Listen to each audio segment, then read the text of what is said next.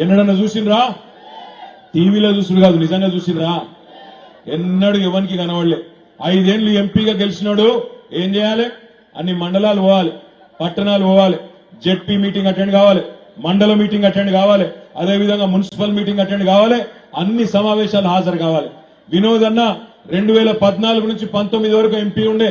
ఆనాడు అన్ని జెడ్పీ మీటింగ్లకు పోయిండు, అన్ని మండల మీటింగ్లకు పోయిండు, ప్రజల తరపున పార్లమెంటులో గలం ఎత్తిండు.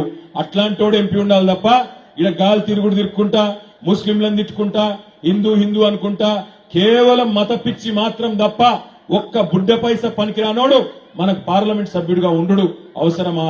5 ఏళ్లలో హుజూరాబాద్ గల్లీలో కనబడలేదు. పోనీ ఢిల్లీలో ఉన్నాడు అంటే ఢిల్లీలో కూడా పత్తలేడు.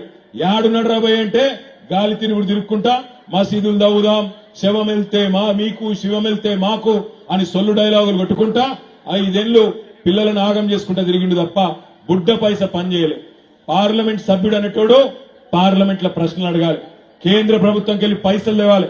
మీరు మొన్ననే హుజూరాబాద్ లో బ్రహ్మాండంగా కౌశిక్ రెడ్డి లాంటి ఒక డైనమిక్ లీడర్ ను మొన్ననే గెలిపించుకున్నారు. మరి మీకు నేను ఒక్కటే విజ్ఞప్తి చేస్తున్నా, కౌశిక్ రెడ్డి ఇలా బ్రహ్మాండంగా ఒక కోడెగిత్తలాగా అక్కడ అసెంబ్లీలో ప్రభుత్వాన్ని గడగడలాడిస్తున్నాడు. రేవంత్ రెడ్డికి చెమటలు పట్టేటట్టు చేస్తున్నాడు. హుజూరాబాద్ పౌరుషం ఏందో చూపెడుతున్నాడు. మరి కౌశిక్ రెడ్డి వలపటెద్దైతే ఇగో దాపటెద్దు మన వినోదన్న. జోడెద్దులుంటేనే నీకు దండం పెడతా, బంద్ చేయరా, నీ పైసలు నీకు ఇస్తాం రా అయ్యా, బందీ. నీ ముఖంలో కొట్టుడు పాడుగా నాకు. వాడు ఒకటే పని పెట్టుకున్నాడు. నేనేమంటున్నా, ఇగో ఇది వలపటెద్దు, ఇది దాపటెద్దు, జోడెద్దులు గట్టిగా ఉంటేనే వ్యవసాయం తాగుతుంది, అంతేనా? దుక్కి తుండుదామా హుజూరాబాద్ లా? పక్కానా? వినోదన్న గెలుచుడు పక్కానా? ఇక వాడొకటి వీడొకటి పైసలు మంచి తాగం కాదు కదా, పక్కా. నేను ఒక్కటే విజ్ఞప్తి చేస్తున్నా, మనం ఇవాళ కేసీఆర్ గారు ప్రభుత్వం ఉన్నప్పుడు ఎట్లుండే, ఇవాళ ఎట్లుందో మీరు చూస్తున్నారు. రేవంత్ రెడ్డి ఒక నరకుడు కాదు, ఎటు నోరు ఎట్లా పడితే అట్లా మాట్లాడాడు. 500 బోనస్ ఇస్తా అన్నాడు. ఎవరికైనా వచ్చినా అదే వచ్చిందా హుజూరాబాద్? మరి సప్పుడు వస్తలేదు, ఏం సంగతి? మీకేమైనా సీక్రెట్ గా పంపిణేమో రేవంత్ రెడ్డి అనుకున్నా.